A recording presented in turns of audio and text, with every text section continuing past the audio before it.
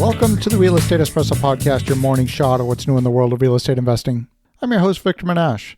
Producing a daily show is a daily exercise in deciding what I believe is going to be relevant to you, the listener. There's a myriad of choices. There are evergreen topics like how to communicate with your investors. There are trending topics like, for example, when the Federal Reserve prints $1 trillion, or when oil prices go negative for the first time in recorded history. The implications of these items are profound for real estate investors. Then there are topics that aren't strictly real estate, but hit people where they live, like the security of the food supply.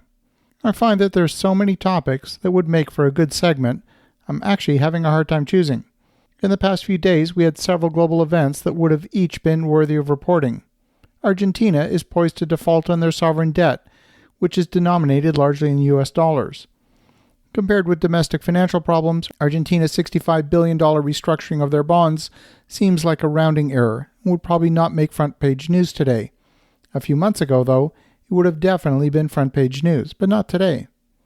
There's a dichotomy of labor shortages of 3 million people in agriculture at a time when there are 22 million people newly unemployed in the United States.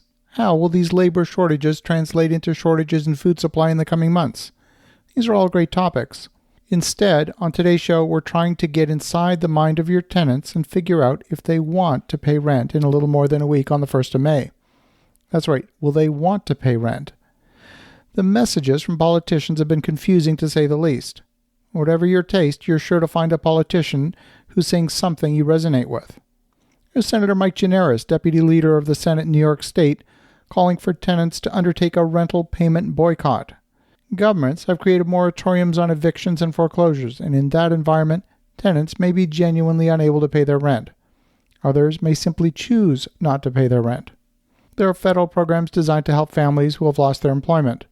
For landlords, April 1st saw a drop in rent collections across the United States and Canada, in fact around the world, but still rent collections were fairly strong, having experienced about a 12% drop compared with the previous month. The real test will be in the months of May and June.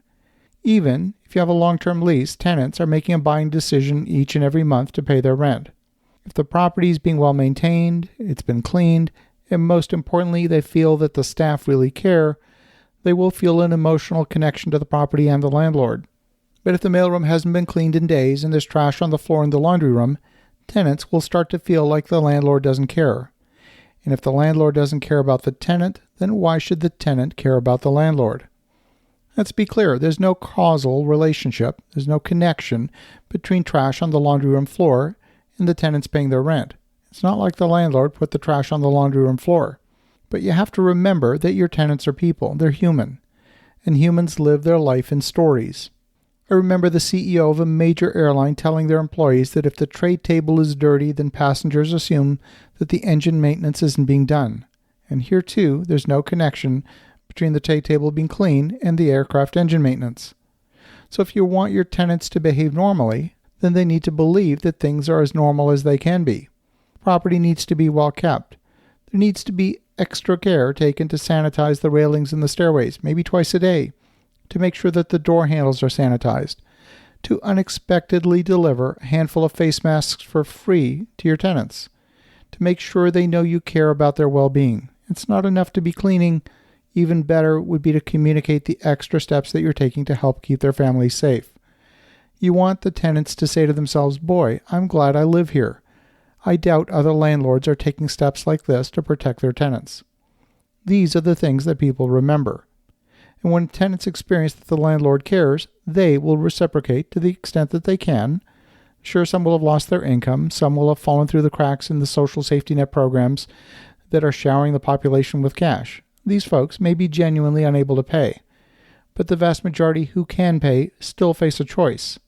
The choice will be, should they hold on to their cash to deal with the unknown? Will government assistance programs be extended if the time frame of the pandemic gets extended? Would it be better to hoard cash just in case? The landlord can't evict, so why not? I'm not here to tell you how to run your business. I'm merely putting forward a hypothesis. And the word hypothesis means a hypothetical argument, a conjecture. The thesis is that if your tenants will care about paying rent, they first need to feel that the landlord cares about them. As you think about that, have an awesome rest of your day. Go make some great things happen. We'll talk to you again tomorrow.